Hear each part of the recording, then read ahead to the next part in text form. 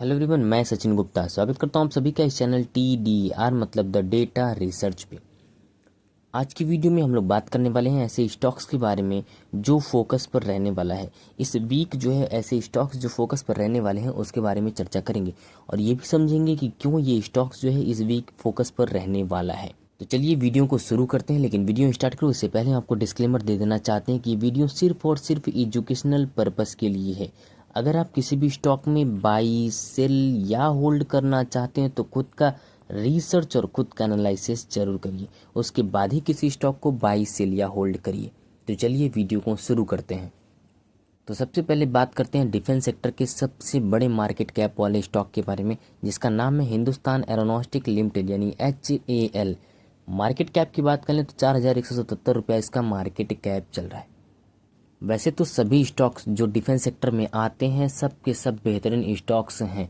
इस वक्त सभी अप ट्रेंड में भी चल रहे हैं, अच्छे खासे एक एक वीक में रिटर्न भी दे रहे हैं। उसके बारे में हमने डिटेल से वीडियो बनाया है, आप जाकर उसको चेकआउट भी कर सकते हैं।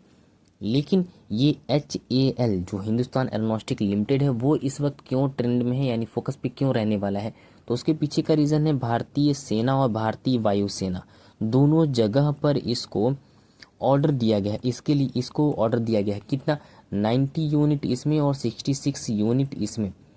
इन दोनों के लिए इसको LCH प्रचंड हेलीकॉप्टर 156 प्रचंड हेलीकॉप्टर के लिए ऑर्डर दिया गया है, जिसमें कुल 62,000 करोड़ रुपए, लगभग 62,000 करोड़ रुपए के आसपास इसको कुल ऑर्डर दिया गया है, जो आने वाले समय में इस यानी हिंदुस्तान एरोनॉस्टिक लिमिटेड को ऊपर की तरफ ले जा सकता है। कुल 62,700 करोड़ रुपए का इसके साथ कॉन्ट्रैक्ट हुआ है। क्या करने के लिए, LCH प्रेजेंट हेलीकॉप्टर बनाने के लिए 156, 90 भारतीय सेना, 66 भारतीय वायुसेना के लिए, कुल 156 LCH बनाने के लिए यानी लाइट कॉम्बैक्ट हेलीकॉप्टर के लिए LCH प्रचंड हेलीकॉप्टर, इसका नाम प्रचंड रखा गया, उसके लिए हस्ताक्षर किया गया है, उसके लिए कॉन्ट्रैक्ट किया गया। तो इसी वजह से ये आने वाले वीक में रडार पर रहने वाला है यानी फोकस में रहने वाला है। चलिए अब दूसरे स्टॉक के बारे में हम लोग बात कर लेते हैं और दूसरा स्टॉक है बैंकिंग सेक्टर का yes bank limited. Current price की बात कर लें तो 16 रुपया 90 पैसा इसका करंट प्राइस चल रहा है।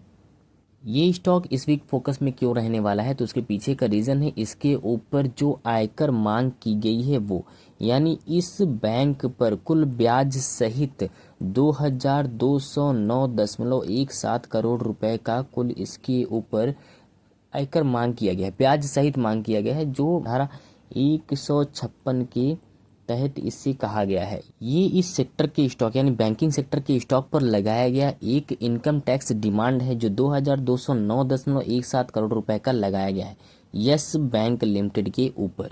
इस वजह से ये स्टॉक जो है आने वाले वीक में रडार पर रह सकता है, फोकस पर रह सकता है। हालांकि यस बैंक ने यह भी कह दिया है कि इसके खिलाफ अपील और सुधार की कार्रवाई करने का इरादा रखता है, यस बैंक ने ये कहा है। लेकिन इतने रुपए का कुल इनकम टैक्स डिमांड भी इसके ऊपर लगाया गया है, इस वजह से ये स्टॉक जो है इस वीक रडार पर रहने वाला है। तो चलिए अगले स्टॉक के बारे में हम लोग बात कर लेते हैं और अगला स्टॉक है सुजलॉन एनर्जी। करंट प्राइस की बात कर लें तो 56 रुपया 70 पैसा इसका करंट प्राइस चल रहा है। तो इसने BSE और NSE को सूचना दी है, जानकारी दी है कि इसके पास कुल 5,523 मेगावाट का ऑर्डर बुक आया है। ये इसके पास नई ऑर्डर आई है और तमाम तरह की कटौतियां करने के बाद इसके पास कुल 5,622 मेगावाट का अभी नया ऑर्डर है, यानी सुजलॉन एनर्जी के पास कुल 5,622 मेगावाट का नया इसके पास ऑर्डर है। तो ये एक वजह है जिसकी वजह से सुजलॉन एनर्जी इस वीक रडार पर रहने वाला है, फोकस पर रहने वाला है। और अगला स्टॉक है इंडसइंड बैंक। इसका मार्केट प्राइस की बात करें, करंट मार्केट प्राइस की बात करें तो 650 रुपये इसका करंट मार्केट प्राइस चल रहा है। इस बैंक पर RBI यानी रिजर्व बैंक ऑफ इंडिया ने सभी तरह के सुधार करने की निर्देश दिए हैं। जो सारे सुधारात्मक निर्देश दिए हैं इसमें कहा गया है कि ये अपनी कंपनी में जो डेरिवेटिव अकाउंट है उसके लिए कुल 2,100 करोड़ रुपए का पूरा डेरिवेटिव अकाउंटिंग में जो पूरी तरह से उनका वास्तविक घाटा है उसके सबके बारे में ये पूरा यानी 2,100 रुपए के बारे में पूरा विस्तार से बताया कि ये सभी कुछ कहाँ कहाँ गए हैं, कैसे कैसे इसका यूज हुआ है। और अगला स्टॉक है बॉम्बे स्टॉक एक्सचेंज यानी BSE। करंट मार्केट प्राइस की बात कर ले तो 5,480 रुपये इसका करंट मार्केट प्राइस चल रहा है। ये स्टॉक इस वीक क्यों रडार पर रहने वाला है, उसके पीछे का रीज़न है इसका बोनस, यानी 2:1 की रेशियो में ये बोनस अनाउंस किया है, यानी बोनस इक्विटी शेयर धारकों को देने वाला है, जिसका अनाउंसमेंट जो किया गया है वो किया गया 2:1 की रेशियो में। अनाउंसमेंट डेट अभी तक नहीं आया है, लेकिन जैसे ही अनाउंसमेंट डेट आएगा वो 2:1 की रेशियो में अपने शेयर धारकों को, यानी जो शेयर होल्डर हैं उनको 2:1 की रेशियो में बोनस प्रोवाइड करेगा।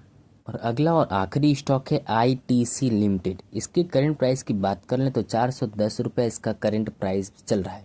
ये स्टॉक क्यों फोकस में रहने वाला है, तो इसके पीछे की रीज़न है इसका 3,498 करोड़ रुपए का सौदा किसके साथ किया है, तो वो किया है Aditya Birla real estate entity को खरीद, यानी Aditya Birla real estate entity को कुल 3,498 करोड़ रुपए में इसने खरीदा है। कौन खरीदा है? ITC, जिसकी वजह से ये स्टॉक जो है आने वाले समय में या आने वाले वीक में फोकस पर रह सकता है। और इस शेयर को खरीद कर, यानी इस एंटिटी को, इस इकाई को खरीद कर ये ITC करने क्या वाला है, तो ये बनाएगा कागज़ से बनने वाली सभी चीज़ें, जैसे कॉपियाँ हो गई वो बनाएगा, मुद्रण की कागज़ बनाएगा, टिश्यू पेपर बनाएगा, बोर्ड पेपर बनाएगा। ये सारी चीज़ें हैं जिसकी वजह से ये ITC ने इस Aditya Birla real estate entity को बाई किया है, जिसकी वजह से ये ITC आने वाले समय में परफॉर्मेंस दिखा सकता है। ये सब के सब ऐसे स्टॉक्स थे जो एक वीक में या कुछ समय में, आने वाले समय में अच्छे खासे मूवमेंट दिखा सकते हैं।